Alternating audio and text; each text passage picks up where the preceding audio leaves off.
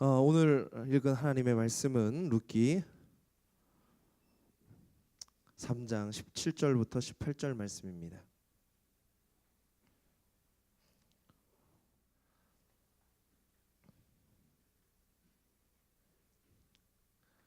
룻기 3장 17절부터 18절 말씀 우리 한 목소리 읽겠습니다. 시작. 이르되 그가 내게 이 보리를 6번 되어 주며 이르기를 빈손으로 내 시어머니에게 가지 말라 하더이다 하니라. 이에 시어머니가 이르되 내 딸아 이 사건이 어떻게 될지 알기까지 앉아 있으라. 그 사람이 오늘 이 일을 성취하기 전에는 쉬지 아니하리라 하리라. 룻기서의 마지막 이야기. 그리고 2018년도 호산나 중등부의 마지막 이야기입니다. 왜냐하면은 다음 주부터 우리는 2019년도 회계를 시작하기 때문에 이제 중학교 1학년, 2학년 친구들은 1학년, 2학년이라 부르지 않고 2학년, 3학년이라 이제 부르기 시작할 거예요. 좀 어색하긴 하지만은 그렇게 부르는 대로 좀 먼저 이렇게 하는 부분이 있기 때문에 그런 분을 좀 편하게 다가왔으면 좋겠습니다. 그래서 오늘 마지막이 좋아야 되죠, 그렇죠? 네, 마지막에 그 인상이 첫 인상도 중요하고 마지막 인상도 참 중요한 것 같아. 첫 인상만큼이나 중요한 게 마지막. 아니 어떻게 보면 마지막 인상이 더 중요할 수도 있어. 그래서 오늘 예배의 태도가 또 여러분의 인생에 많은 것들을 좌지우지하지 않을까라는 생각을 해보게 됩니다. 그래서 목사님이 고심고심하면서 어떤 말씀을 전할까 고심고심하면서 선택했던 메시지는 12월 달을 기다리면서 룻기 말씀을 준비를 했었습니다. 그래서 남집사 이삭 죽기 쉬지 않기라고 하는 제목으로 오늘 말씀을 준비했습니다. 우리 옆에 있는 친구들이랑 이렇게 인사합시다. 오늘 말씀 잘 듣자. 니도 너도. 룻기를 보면서 생각나는 것들이 많이 있지만 룻기에 있는 그 등장인물 나오미와 룻의 모습들을 보면 이 사람만큼 딱한 사람이 있을까라고 생각해 보게 됩니다. 나오미라고 하는 여인은 베들레헴 떡집에 그 빵이 많은 곳, 밀이 많은 곳에서 살지만 먹을 것이 없어가지고 남편 엘리멜렉과 함께 모압 땅으로 이사를 하게 되죠. 그런데 그 모압 땅에 가서 좋은 소식이 들리는 것이 아니라 10년 안에 남편도 잃고요, 말론과 기론이라고 하는 두 아들도 잃고요. 아들들이 결혼을 했지만 모압 여인이랑 결혼한 것뿐만 아니라 모압 여인들이랑 결혼해가지고 손자들도 낳지를 못해요. 그래서 손자들을 낳지 못하면은 그 이스라엘 법으로 인해 가지고 아들을 낳지 않으면 상속받을 재산이 없게 되는 거예요. 돌아가도 아무것도 없는 빈털터리 인생이 바로 나오미의 인생이었습니다. 나오미의 상황뿐만 아니라 룻의 상황도 마찬가지였던 것 같아요. 자신은 사랑하는 사람을 사랑한 것뿐인데 그 사람이 베들레헴 사람이야, 이스라엘 사람이야. 그 저주받은 가문에 시집을 오게 되다 보니까 시아버지가 돌아가셔 말론과 결혼했지만 말론도 죽고 기론이라고 하는 사람도 죽게 되고, 기론은 오르바랑 결혼했는데 오르바는 나오미가 돌아가라 그러니까 모압 땅으로 돌아가고 자기 혼자만 이제 베들레헴이라고 하는 곳에 돌아갈 수밖에 없는 그런 처절한 인생을 살아가게 됩니다. 그리고 다시 그 돌아간 그 베들레헴에서는 어떤 많은 것들이 재산이 보장된 것도 아니고 보리 이삭 죽기, 밀 이삭 죽기면 좀 날 수도 있어. 근데 보리 이삭 죽기를 하며 살아가는 그런 인생. 그래서 목사님이 이 인생을 어떤 인생이라고 볼 수 있는가 보면 아주 끔찍하고 아주 애처로운 인생, What a miserable life라고 한번 칭해봤어요. 너무 끔찍한 인생, 너무 괴로운 인생, 처참한 인생. 그런데 룻의 이야기는 여기서 끝나지 않습니다. 남집사라고 하는 부분은, 남집사가 혹시 뭔지 기억할 수 있겠니? 남집사가 뭐죠? 그치, 남겨진 것에 집중하는 사람. 할렐루야. 남겨진 것에 집중하는 사람이 이삭 죽기를 하는데, 그 이삭 죽기 하는 부분에서 이제 무엇인가 희망이 피어나오기 시작하는 내용입니다. 우리 2장 23절 말씀 함께 읽겠습니다. 시작. 이에 룻이 보아스의 소녀들에게 가까이 있어서 보리 주수와 밀 주수를 마치기까지 이삭을 주우며 그의 시어머니와 함께 거주하니라. 아멘. 룻에게 어떤 일들이 있었냐면 여기 웬 남자 하나가 등장합니다. 보아스라고 하는 남자예요. 보아스라는 남자가 뭐라고 얘기를 하냐면 그 보아스는 밭의 주인입니다. 밭 주인인데 어디서 못 본 외국인 노동자가 자꾸 눈에 보이는 거예요. 젊은 여자처럼 보이는데 자꾸 이삭을 줍고 이렇게 하는 거예요. 그래서 하인한테, 자기를 따르는 하인한테 물어봅니다. 저 사람 누구지? 나 기억이 잘 안 나는데 저 외국인 같아 보이는데 누구지? 그러니까 따르던 하인이 얘기합니다. 아, 저 여인은요 좀 딱한 처지에 있는 여인입니다. 누군데? 시어머니를 따라서 베들레헴에 온 모압 여인인데요. 젊은 한창 나이에 시아버지 엘리멜렉 잃고요, 남편 잃고요, 시어머니만 따라가지고 여기까지 와서 이삭 줍기를 하는데 여러 군데를 돌아다니면서 이삭 줍기를 그렇게 열심히 하지 않습니까? 그 시어머니가 누군데? 혹시 그 나오미라고 아십니까? 나오미? 엘리멜렉이랑 그래 나 알지. 그래 잘 알지. 아니 나오미의 며느리란 말이야? 아이고 참 이런 일이 있는가. 나오미도 힘든 일이 있었고 엘리멜렉도 힘든 일이 있었네 라고 하면서 이 보아스가 어떤 허락을 하냐면은 저 모압 여인 룻에게 아주 효심이 가득하고 시어머니를 잘 공경하는 저 룻에게 다른 건 내가 해줄 것 없고 다른 밭에 가서 이저리 돌아다니면 힘이 드니까 우리 밭에 와가지고 계속 이삭을 줍도록 하라. 그리고 내가 부리는 하인들처럼 그런 종들처럼 같이 먹고 같이 마시고 같이 노동할 수 있도록 그런 권리를 주겠다라고 이야기합니다. 이게 얼마나 고마운 일인지요. 우리가 봤을 때 그렇게 고마운 일이 아닐 수 있겠지만 룻에게는 너무너무나 고마운 일이었어요. 왜 너무너무나 고마운 일이었냐면 갈 데도 없어요.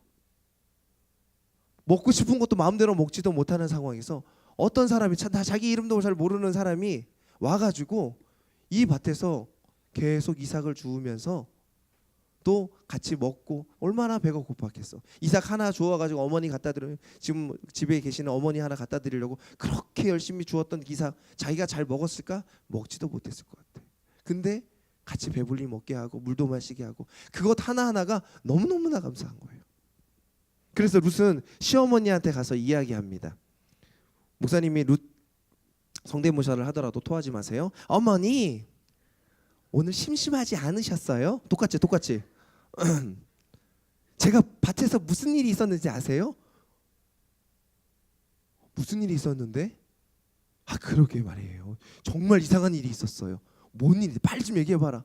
얼굴이 막 한박 웃음이 돼가지고 룻이 너무너무 뭐 좋은 일이라도 있었어? 더 많이 주웠니? 아니요. 제가 의삭 줍기를 하는데 보아스라고 하는 사람이 저한테 특별하게 허가를 내줬지 말입니다. 뭔데? 저가 모압 사람이고 과부고 아무것도 없는 것을 아는데도 불구하고 저를 보아스의 하인처럼 여기면서 종들처럼 여기면서 저에게 그런 권리를 줬어요. 같이 여기서 먹고 마시고 이삭 줍기 하는 권리를 주셨단 말이에요. 아니 이 이야기를 듣고 나오미가 이거 하면 이상한데 alright 이렇게 해버렸어요. 미안해요. 이부 때는 더 잘해야겠다. 너무너무 기뻤어. 이야 그래 가뿐띠다 그치?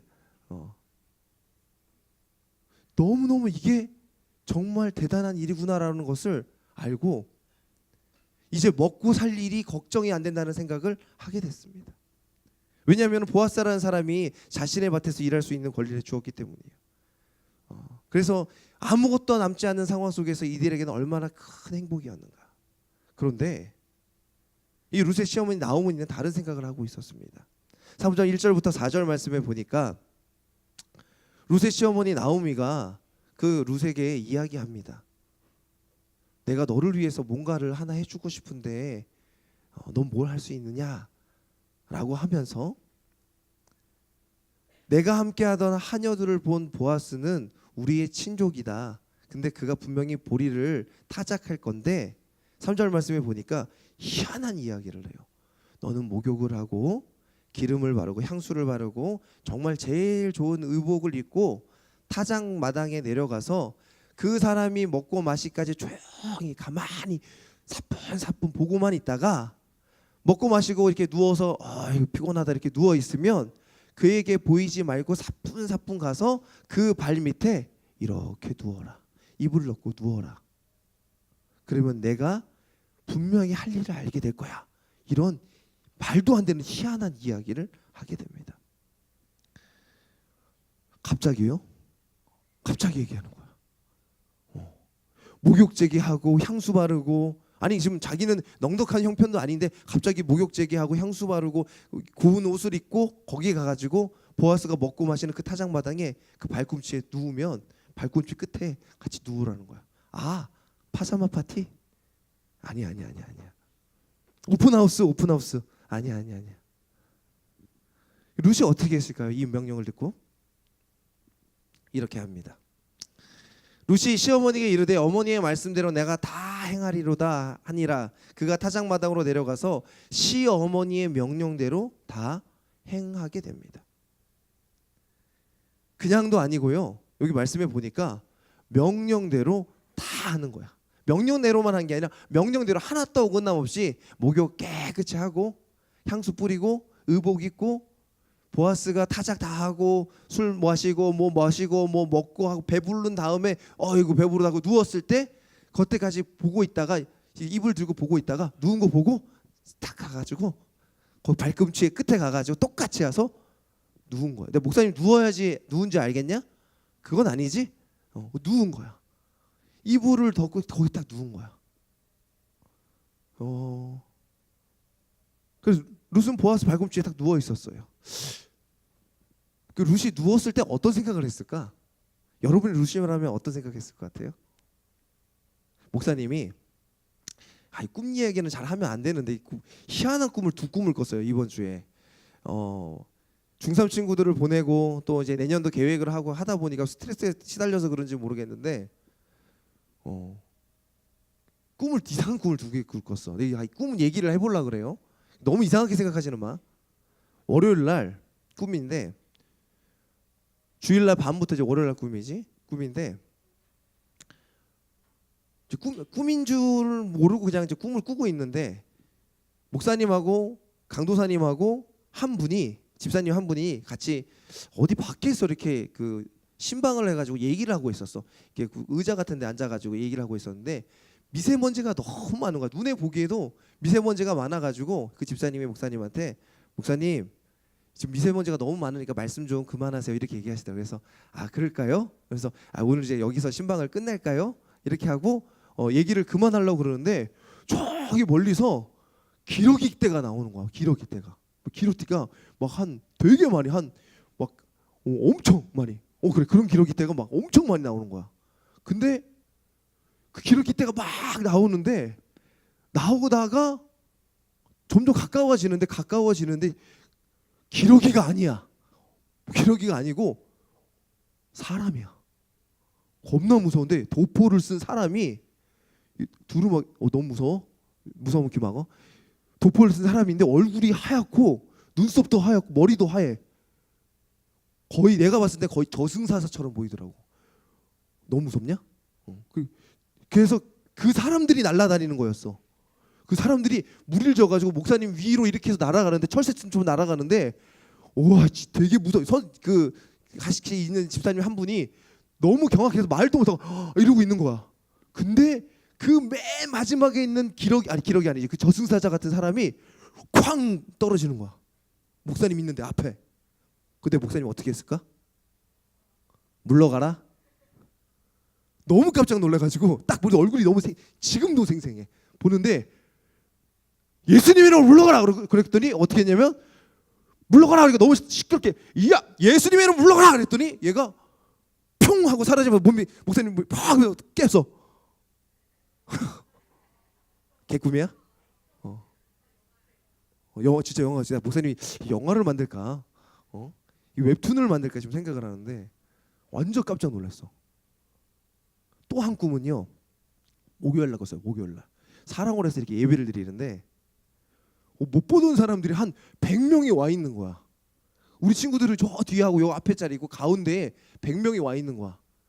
막 같이 와 있는데 찬양을 하는데 찬양을 하면서 무슨 피켓 같은 걸 들고 자꾸 나오는 거야. 그래서 내가 들어가라고.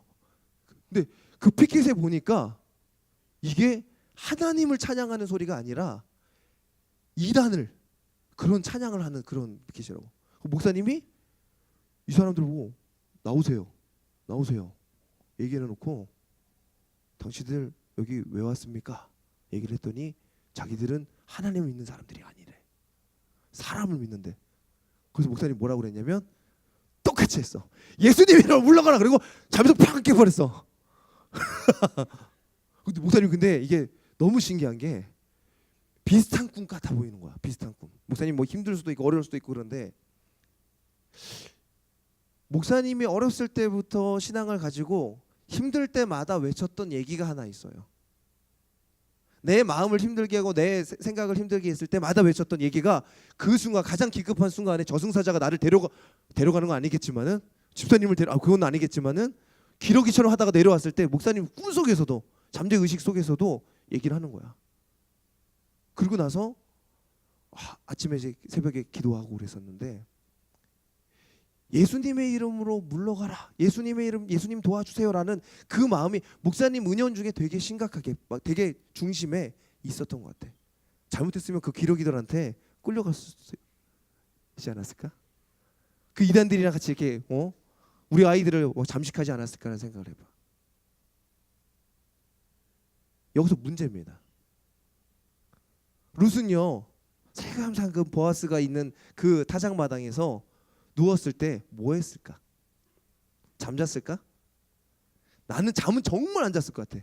왜 잠은 안 잤을 것 같냐면 그 타작마당에 누워가지고 보는데 별인데 보아스는 지금 코 골고 있는데 이게 어떤 상황인지 모르기 때문에 거기서 이렇게 누워 있는 거야. 목욕제기하고 향수 뿌리고 옷 예쁘게 입고 가가지고 이불 들고 가가지고 보아스 발밑에 이렇게 누워 있어요. 잠이 왔을까? 아직 예수님의 시기는 아니기 때문에 예수님은 없어요. 뭐 했을까? 뭐 했다고 나오지는 않는데 목사님은 분명히 그랬을 것 같아. 하나님한테 기도했을 것 같아. 자기가 시어머니 따라서 여기까지 왔잖아. 자기가 하나님 믿는다고 여기까지 왔잖아. 하나님, 제가 무슨 일인지 모르는데 엄마가 시어머니가 시켜가지고 저 여기까지 와서 이거 하고 있는데 도와주세요. 제 마음이 콩닥콩닥 뛰고 있어요. 또 하나 문제 내볼까? 이건 너무 쉬운 걸 수도 있는데 나오미는 뭐 했을까? 이 순간 룻 보내놓고 야 너 그렇게 우여 있고 잘 가라 오늘 잘 다녀와라 그렇게 해놓고 나오미는 아이고 난 잠이나 잘 자야지. 그리고 저승사자 꿈 꾸고 있었을까? 목사님 분명히 그랬을 거라 생각해. 밤새도록 룻이 돌아올 때까지 기도했을 거라고 생각합니다. 믿습니까?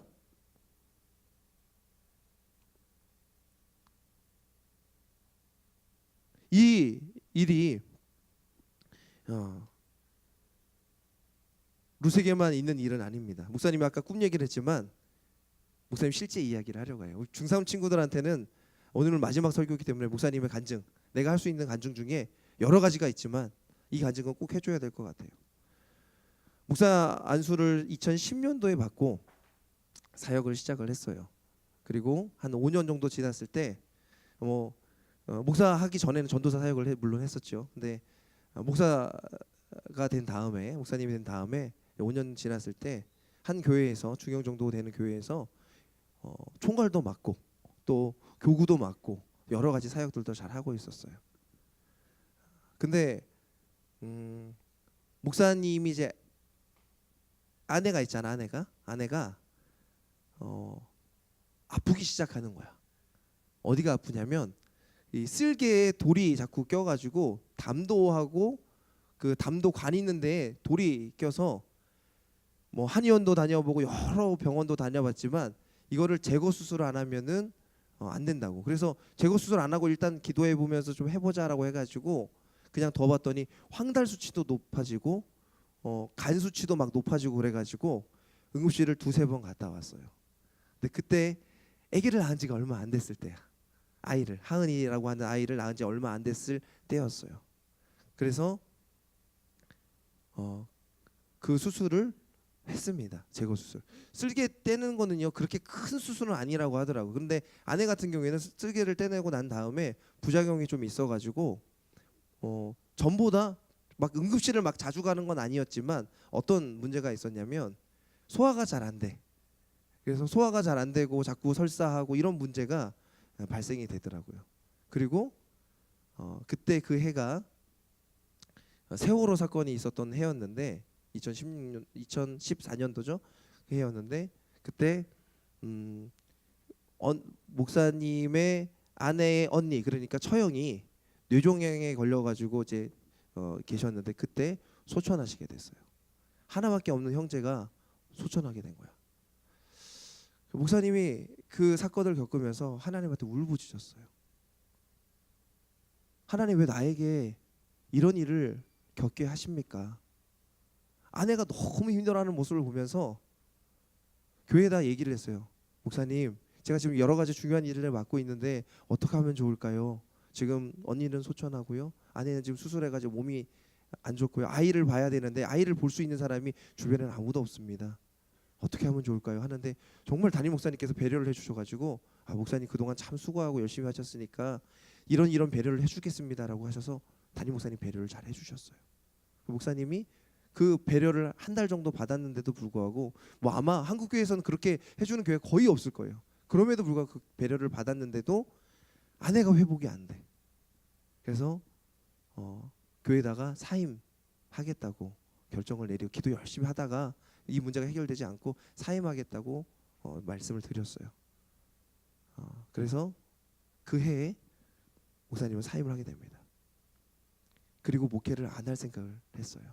왜냐하면 내가 이렇게 처한 처지가 너무너무 불쌍하고 너무너무 힘들고 나조차도 너무 힘든데 내가 목회를 하고 말씀을 전하고 하는 것 자체가 너무 사치인 것처럼 보였어. 너무 이상해 보였어.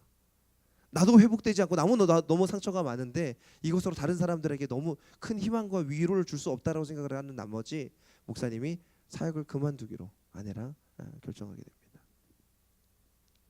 한 3개월쯤 지날 때였어요.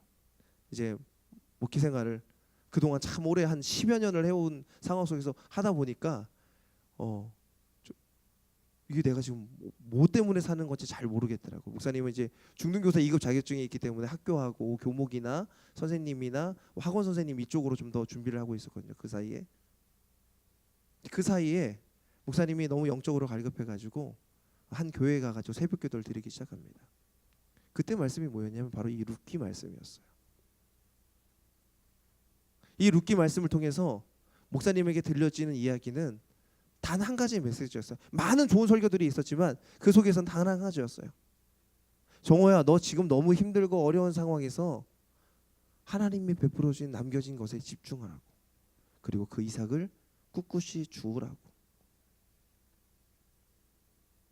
그래서 우연찮게 그 새벽 기도를 하고 있는 다른 교회, 지금 되게 큰 교회가 됐는데 그 교회에 목사님이랑 같은 엘리베이터 타는데 목사님이 물어보시더라고요. 어떻게 해서 교회를 나오게 되셨냐고. 저 이런 처지로 해서 나오게 됐습니다. 저 지금 이삭 죽게 하는 마음으로 나오게 됐습니다. 그랬더니 그 목사님과 담임 목사님과 함께 식사하는 자리에서 목사님이 눈물이 핑 돌고 또 회복이 되고 그런 시간이 있었습니다. 만약 그 시간이 없었으면요, 목사님 이 자리에 있는 거는요 없었던 일입니다. 여러분들은 목사님을 맨날 이렇게 매주 보기 때문에 매번 있는 이야기처럼 듣지만은 목사님의 인생 가운데서는 이 순간은요 되게 소중한 순간이에요. 한순간 한순간이 되게 소중한 순간이에요. 여러분 같은 친구들을요 18년 정도를 욕같지만 18해처럼 그렇게 보내왔어요. 그렇게 계속 봐왔어요. 나한테 무슨 특별한 순간이겠어요. 매해 되면요 이번 때쯤 되면 여러분들을 보냅니다. 위로. 그럼 빠이빠이 해요. 목사님은 남겨있고요 또 빠이빠이 합니다. 1년 되면 또 빠이빠이 해요.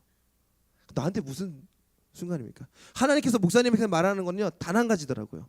똑같은 일이라 할지라도 그것에 감사하면서 똑같이 반복적으로 하라고. 그리고 위급하고 어려운 순간 가운데 기도하라고.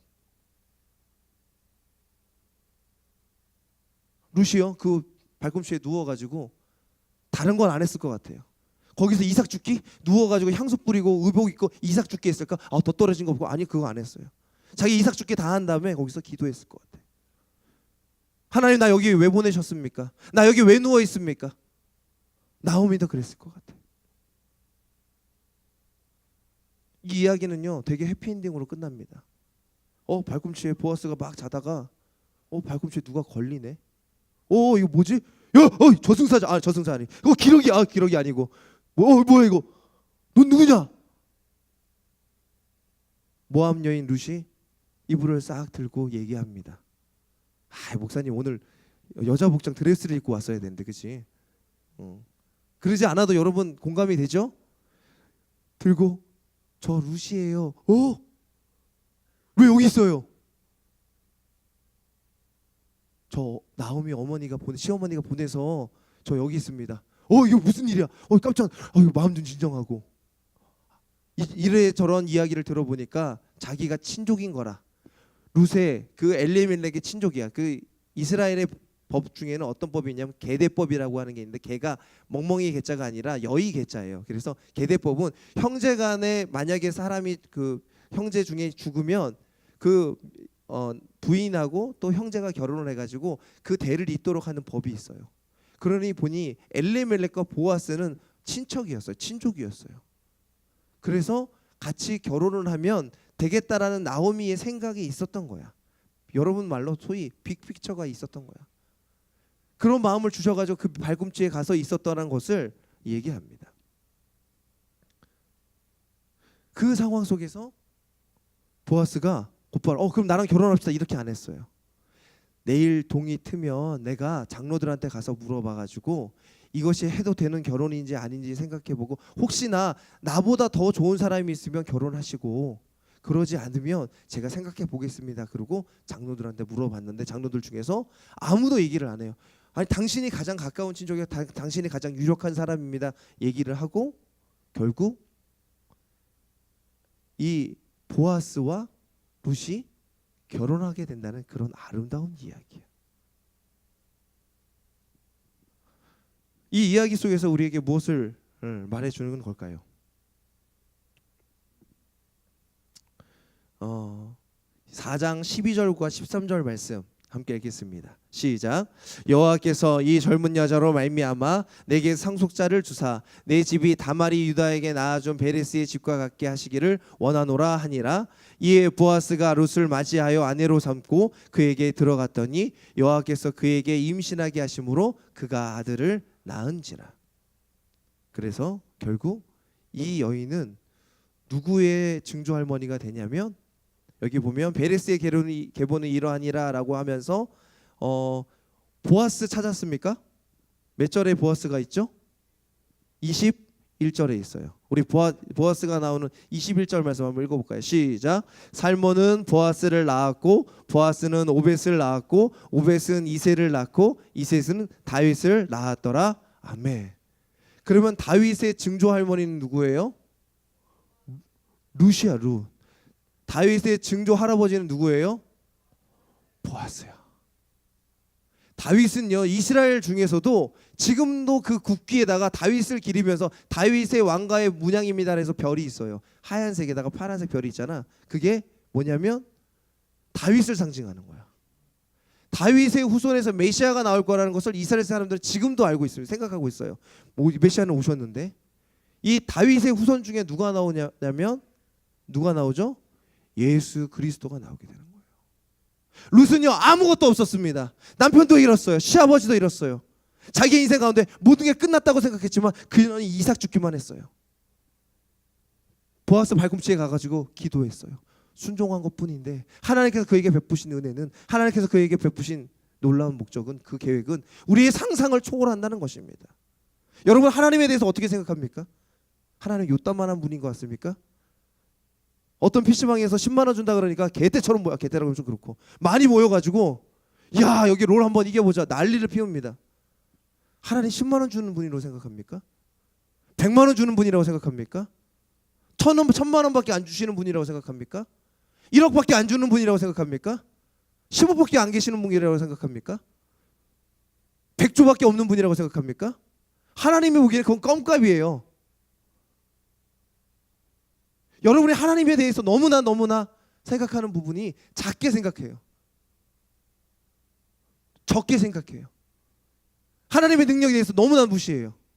하나님께 기도하면 하나님께 모든 것을 내어 맡기면 하나님께서 그 모든 것들을 응답하여 주실 줄 믿습니다. 믿으십니까?